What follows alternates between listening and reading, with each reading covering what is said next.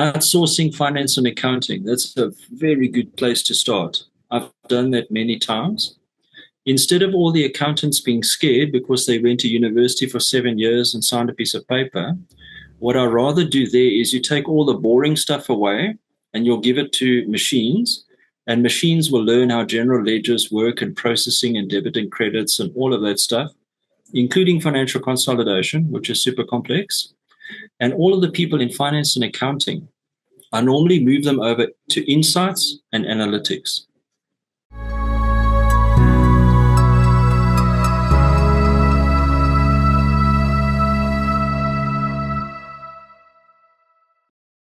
Before you dive into today's episode, we have a quick favor to ask. If you enjoy what we do here at NOUVA, please take a second of your time to hit the follow or subscribe button in the app you're listening. It might seem like a small thing, but it what keeps us bringing you amazing guests and quality content every month. Thank you so much for being a part of this. Now, let's get started.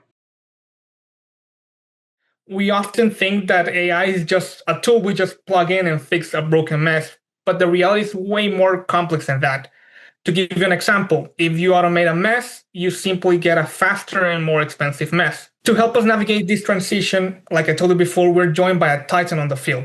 He's a member of the MIT Technology Review Global Panel and the McKinsey Online Executive Panel, with over 20 years of expertise across the UK, the US, and Latin America. He specializes in designing exponential organizations. So welcome to the show, Alistair Hofert. How are you doing? Absolutely delighted to be here with you. Thank you so much for hosting me. What a pleasure. Thank you so much, Alistair, and welcome to our show at NOUVA. And first, we would like to start with your life journey. How did you become who you are now today? 1 or 2 or 3 minutes, tell me, because then I know how to quickly condense. I won't be long, just as long as I know. I grew up at a coastal seaside. I enjoyed surfing a lot. I ran a lot. I played a lot of tennis. I went to university. I studied at Rhodes University. The first 10 years of my life, I was an accountant. Then I became a management accountant. And then I worked for a German manufacturer in textiles. I ended up heading up group management accounting. The South African national government spotted me when I was 27 years old. And they asked me to do some systems design and implementation. So I did. I implemented the first activity-based costing system in South Africa for our government. They liked that, and then the National Treasury asked me to implement activity-based budgeting. PricewaterhouseCoopers in South Africa, they heard I was doing some stuff, so they phoned me and said, "Will you visit us?" I did, and they asked me to build a business, so I did. That is the first business I built when I was 31. The second business I built was around planning, budgeting, and forecasting and financial consolidation. And then the magic happened. I saw some guys from London and Perth give me a demonstration about the very early days of robotic process automation. So I put up my hand and I said, I want to build a business. So I did. I built that business, and then I moved very quickly through the corporate world in terms of robotic process automation, machine learning, computer vision, natural language processing, what was then AI, which is now today artificial general intelligence. I spent a lot of time in Latin America. I've visited your part of the world. I've helped quite a few companies there. I left the corporate world because I needed to. And then I started building my own businesses from scratch. And I've built about 4 or 5 today with a huge focus on cognitive science and replicating the human mind and keeping humans safe. I still run. My daughter lives in Bucaramanga in Colombia. I love helping people and peeling potatoes, and I enjoy cognitive science and replicating the human mind today while keeping humans safe and building businesses from scratch. Well, such a very condensed story, but I know it's a lot of experience, a lot of ups and downs, as life is, of course. That's okay. And yeah, and so based on that knowledge that you already have, Alistair, I know that we are still keep learning more. You are in your 50s, right? Right now? I'm 51 and I'm still learning every day. Yeah, exactly. That was my point. Yeah, we are still learning, even though we are in our 60s, 70s, 80s. We are still learning. So Exactly. the audience would like to know now, already knowing your background, you've led businesses function globally for over 2 decades. So in your experience, why is the current traditional operating model incapable of handling this disruption of the next decade? RPA has been surpassed about 4 years ago with the first days of agents. In 2016 and 17, worldwide, we saw robotic process automation, and the world loved it. It started with Barclays Bank in London, and they did lots and lots of automation. Everybody loved that. And the progression has moved from RPA. When people realized a process was standardized, you can take standardized data off that. So machines can learn off clean data. And that was why it moved so radically fast, because the minute processes were automated, it was digital and it created data and it was super fast.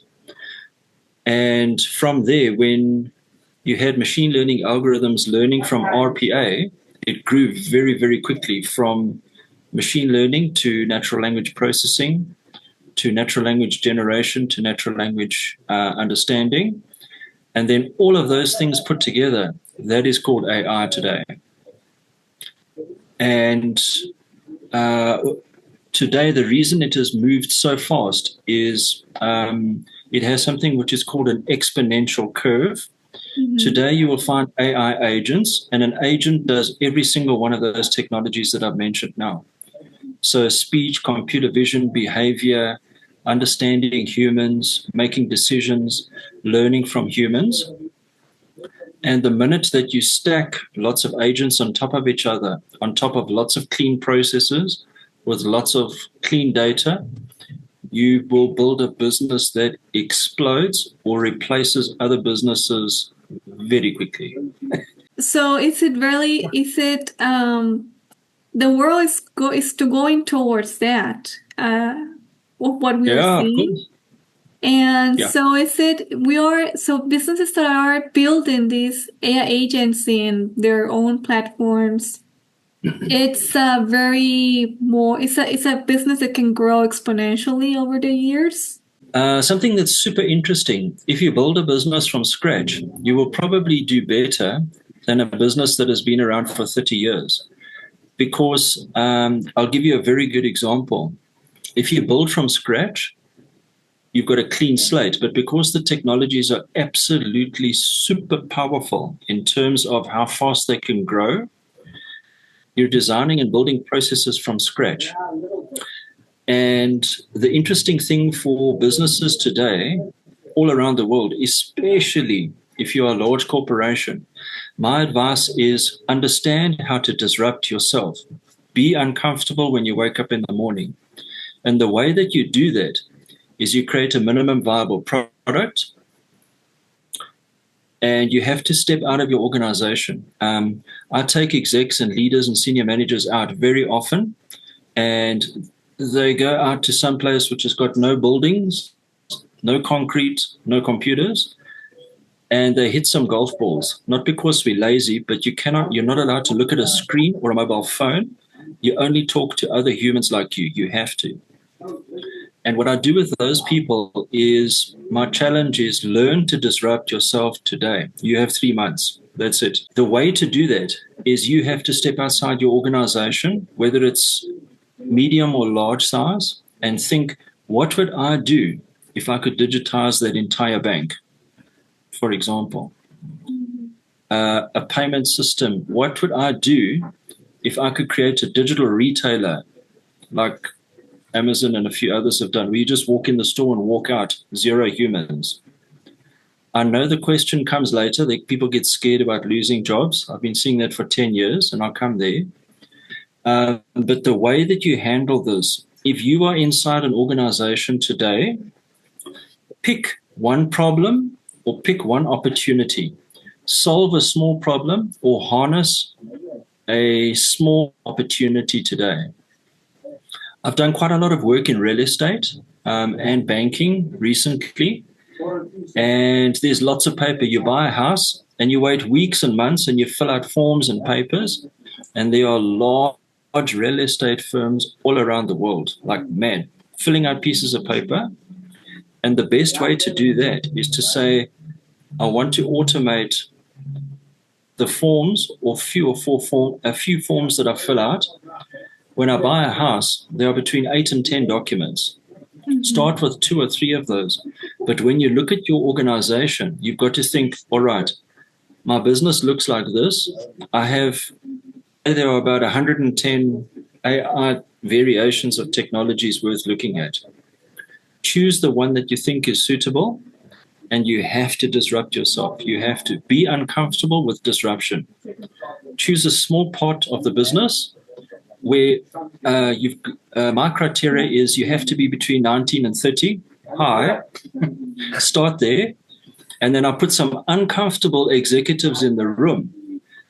And what you do is you have to match strategy with the speed and insight of new technologies and new fresh minds that will create things. You have to have both of those. You have to. And the whole point is you'll have a healthy tension between the toughest group is anybody over 45. Come on. The guys are not realizing just how radical the technologies are. And you need one problem or one opportunity. Pick it and then use a younger part of your workforce. And executives and leaders, be comfortable with disruption. Allow some creativity in the business. Create something at the side of your business. It's called an edge project or an edge business or an edge team. And allow the edge team and the small edge business to disrupt the large business. Within the next decade, that edge business should replace the business today. I'm not asking, I'm saying, because I see it regularly. I build and design many of these things. Start at the edge with something you don't own, the way you disrupt yourself. I do it in 5 weeks with clients. That's it. 5 weeks. Wow. Day one, I walk in with a calendar and I hand it to the team, and they know what they will do every 1 hour of the day. It's not military. It's just super, super structured. I know that on Monday evening, the senior guys are not going to sleep, and the young guys are going to be super excited, but they're not sure about the direction. They just want to build and go mad and have fun. That's okay. That's why the 5-week story is there, and you go through that. After 5 weeks, you learn how to disrupt yourself, and your leadership team, they make a decision with your 22-year-old. I kid you not. You have to do this. You have to. If you're not doing that, your 22-year-old is your buyer for the next decade. You need to listen. Both need to listen. So you need 20 years experience, executive, with a 22-year-old that has all the innovation and technologies. They are born digital. So you need people that are born digital in the workforce, helping you disrupt your own thing, solving a problem or harnessing an opportunity. You have to. It's just like... there are times when I want to either hug someone who's 50 years old, or I want to give them a hugging. I'm like, guys, if you don't believe me, it took me 6 months to build an entire corporate and investment bank. It is called Synapse Capital. Log on. So I have 2 words when I meet people that don't believe disruption. Log on. If you look at LinkedIn, you will see an entire corporate and investment bank built wall to wall. And this is my true life example. As of this afternoon, I have 4 or 5, 22, 27, and 32-year-olds around me. And I listen and we ideate like mad every day. Mm-hmm. And you build and you incubate and iterate at the edge. Eventually you disrupt your business and then you launch, advertise, digital marketing, put it out there. If you look on LinkedIn and Facebook, what I'm telling you now is exactly what I'm doing. So I live my advice. So I want to talk about, I'm amplifying human capability.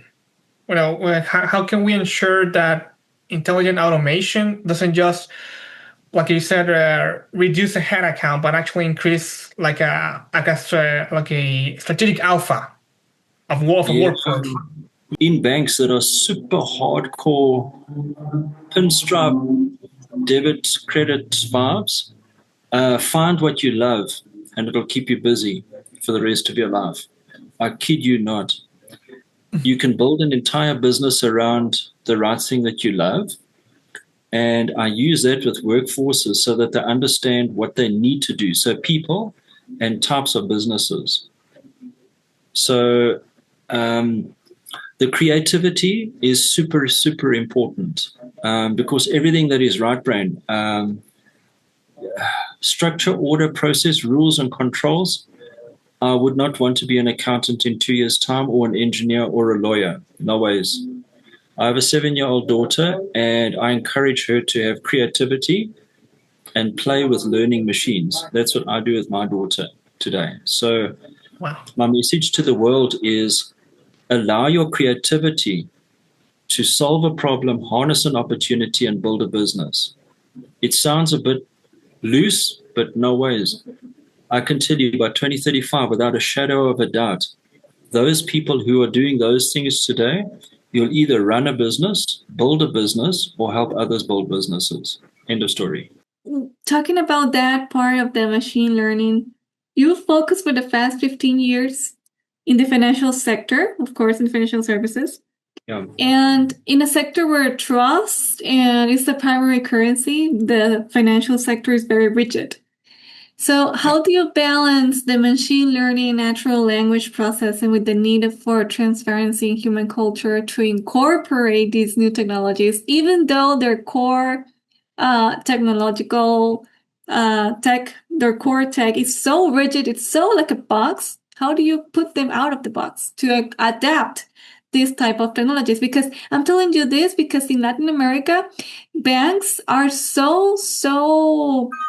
they are not that creative, and they have this fear of artificial intelligence getting into their core. So I want to ask about that. Yeah, I dealt with Davivienda in Bogota, the housing loan company, exactly. So I know them, super traditional. The whole thing is, if you go into a bank or a building society, not even investment banking, and I don't have one now, I normally have a Rubik's Cube that you play around with, and I put that on the table.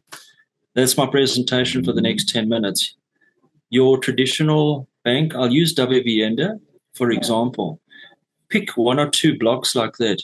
If you don't pick 1 or 2 blocks like that, I'll turn it, you're going to have a huge problem. So if you are rigid, just pick 1 or 2. You'll notice the same theme. It can be something as basic as outsourcing finance and accounting. That's a very good place to start. I've done that many times. Instead of all the accountants being scared because they went to university for 7 years and signed a piece of paper, what I rather do there is you take all the boring stuff away and you'll give it to machines, and machines will learn how general ledgers work and processing and debit and credits and all of that stuff, including financial consolidation, which is super complex. And all of the people in finance and accounting, I normally move them over to insights and analytics. And that is a brand new, cool job for finance and accounting. Instead of being a scorekeeper, what happened last month, last year, 10 years ago, finance and accounting now have the opportunity to become advisors to the business with insights and analytics. Because they are so great at numbers, nothing is new. If you ask these guys to do a financial consolidation, they'll just do the same thing for the next 20 days, for the next 20 years, unless regulation comes in. Now, the exciting part is when you take it away, they've got lots of spare time. The question to finance and accounting and the CFO is, what is the best advice you can give with clean data, and what new data do you want to create with your spare time? We need more of your time and your insights. We don't want you to go away. We need more people to give advice on that business. Mm-hmm. So, for example, Davivienda, have you partnered with construction companies Do you have a loyalty point system for children in primary school? Do you have a loyalty point system with buses transporting people to school and back? Come on. This is what banks should do to disrupt themselves. And you will bring in more digital customers into a traditional bank, and your finance and accounting will advise those people on how to do it and how to design it. Mm-hmm. Mm-hmm. I have another question. It's a lot, I know. Yeah, it's a lot to grab. It came to me another question. But it's true. Out of the box. When you have, Alistair, a provider of AI, and you sit down with the CFO of a medium-sized company, why it's always so difficult to the CFO understand the value of incorporating technology? And if the provider doesn't have like the ROI very established, or how much return would I be seeing in the first 3 months? Yeah. Right. That is a very common conversation with CFOs and also with the CTOs, because of course the CFO tells the CTO, hey, just look for the provider, but I need to have a return on this. What advice would I give to those providers of AI to convince these type of people that are very rigid and they don't want to jump because they are afraid of it? Build an accounting department and ask for 30 minutes and show them their own accounting department. Done. Really? With that? That's it?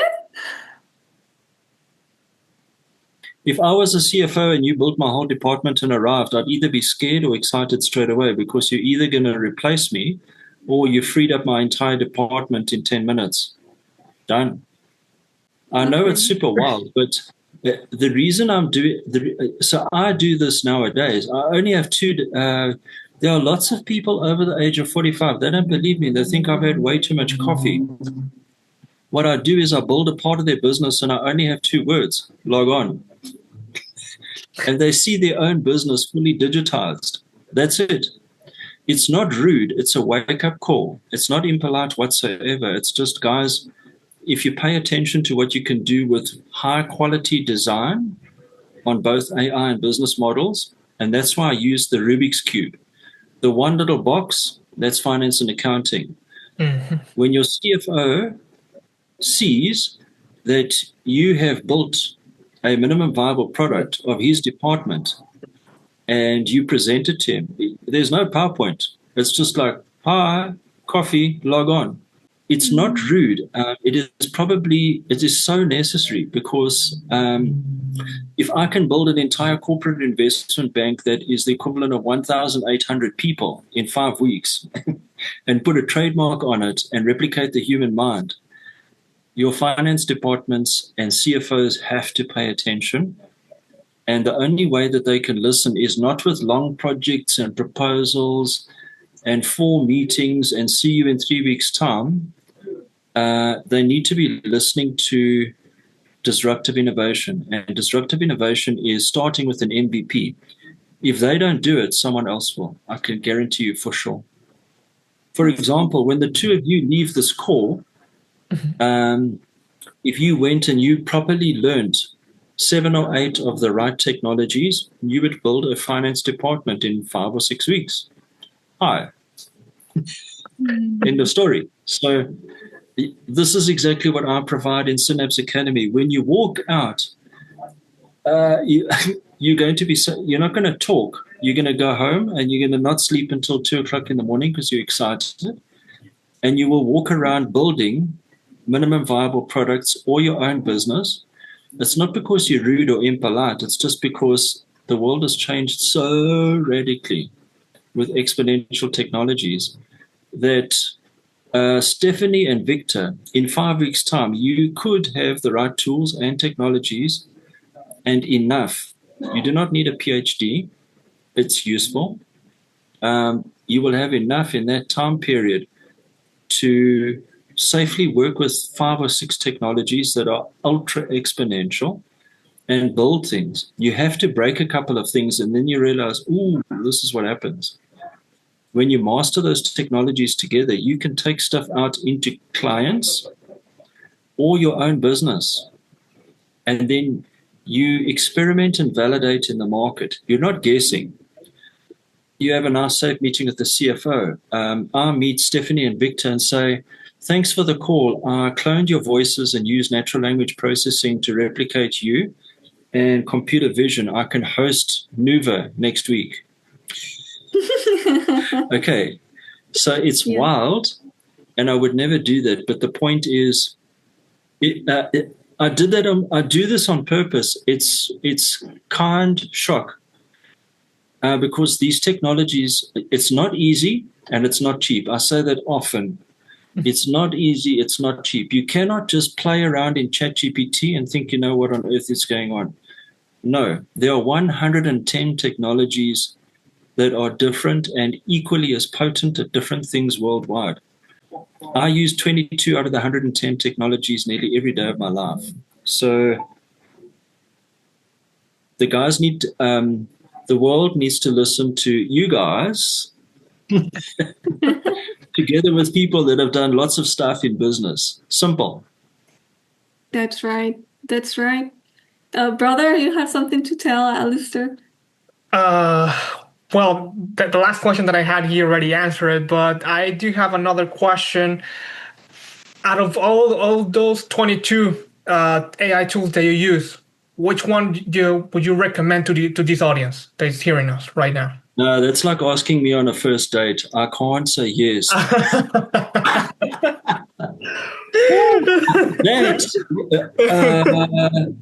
I will not give away my... I'll give one. I won't give away the one that it's my go-to. Okay. Have a look at Manus in China, MANUS. Okay. If you would like to have a nice empanada and a cup of coffee, check out Manus and learn prompt engineering. Those are the two best pieces of advice. If you want to become super potent quickly, prompt engineering and Manus. You'll stop sleeping in about 4 weeks. That's great. That's great.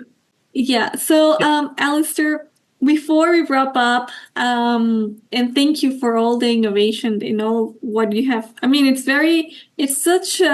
have so much experience that it's such a shame it will be only this time to speak with you, but I know we could schedule some time later and speak more. But if you could leave us with just one phrase etched in our minds of every listener, what would it be?